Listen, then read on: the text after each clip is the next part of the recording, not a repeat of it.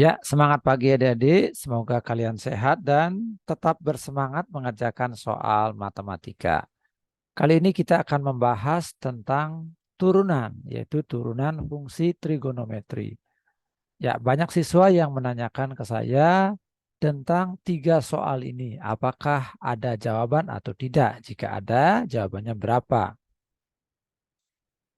Ya, sebelum menjawab soal ini, mari kita uh, tengok sebuah teori. Ya, teori ini saya ambil dari suatu buku kalkulus yang dikarang oleh Koko Martono, ya, dari Departemen Matematika Institut Teknologi Bandung, dicetak oleh PT Gelora Aksara Pratama.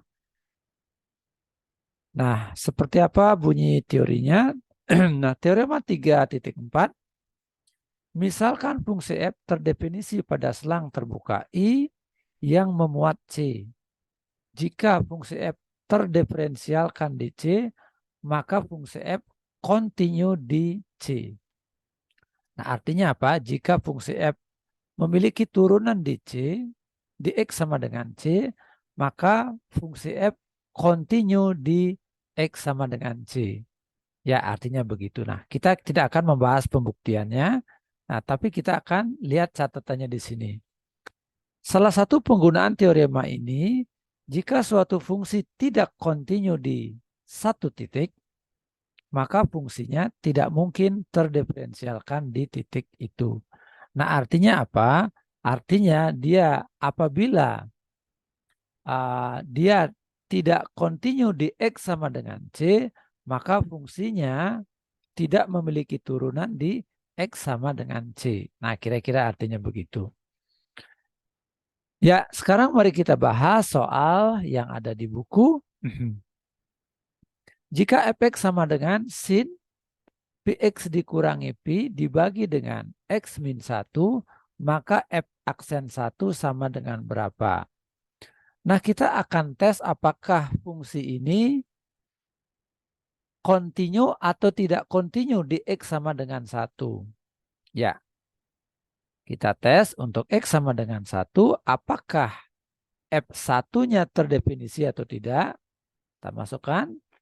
Ya, ganti X-nya dengan 1, maka Pi kali 1 dikurangi Pi dibagi dengan 1 kurang 1. Maka ini akan menjadi sin 0 per 0.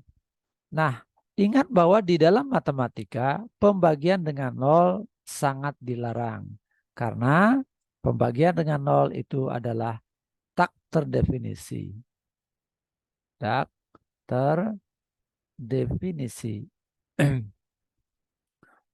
Nah, dengan demikian grafik fungsi fx tidak kontinu,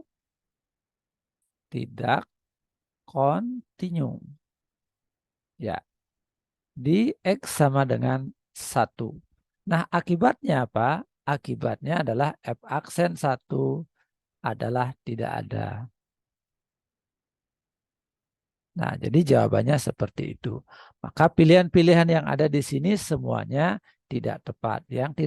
Yang tepat adalah F aksen 1-nya adalah tidak ada. Ya, F jawabannya ya. Nah, baik. Ini untuk kasus yang nomor 4. Kita akan lanjut ke kasus yang kedua. Fx sama dengan cos X dikurang sin X dibagi cos 2X. Maka F aksen 1/4 pi. Nah, sekarang kita akan tinjau apakah fungsi tersebut kontinu atau tidak kontinu di X sama dengan 1/4 pi.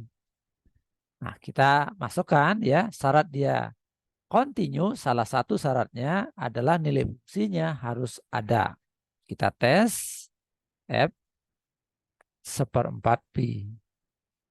Kita masukkan cos 1/4 pi atau 45 derajat. Nah, ini setara dengan 45 derajat.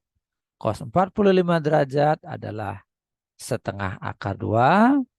Sin 45 derajat juga setengah akar 2.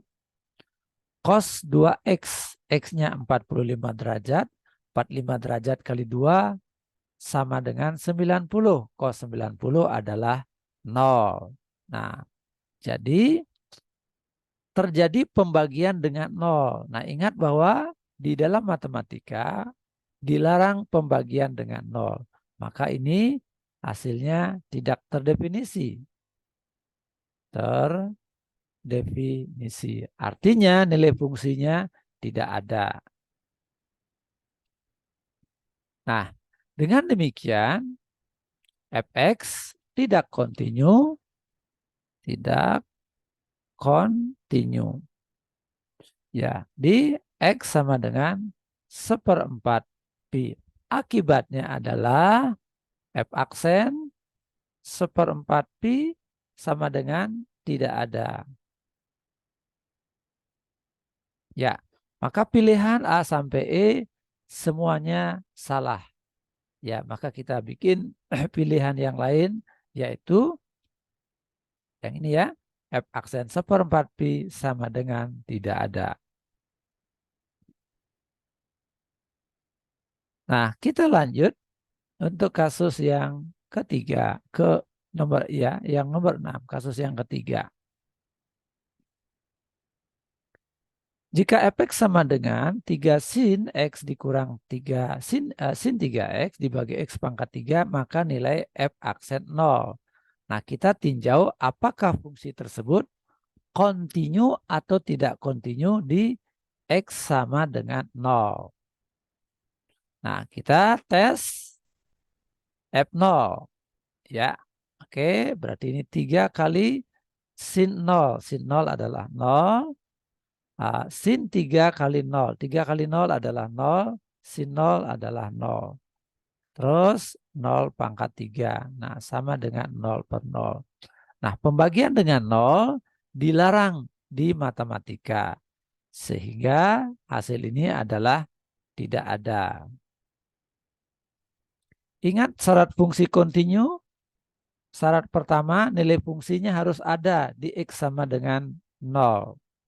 Nah, ini nilai fungsinya tidak ada. Maka akibatnya adalah fx tidak kontinu. Ya, kontinu. Di X sama dengan 0. Ya, akibatnya adalah f aksen 0 sama dengan tidak ada. Nah, sehingga pilihan A sampai E semuanya salah.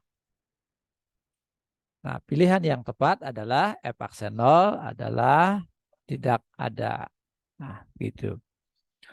Nah, baik demikian penjelasan saya untuk 3 kasus tersebut. Semoga adik-adik yang penasaran dengan soal tersebut mendapatkan jawaban. Ya, silakan jika ada adik-adik yang berkomentar atau Bapak Ibu guru yang berkomentar, silakan tulis komentar pada kolom yang sudah disediakan.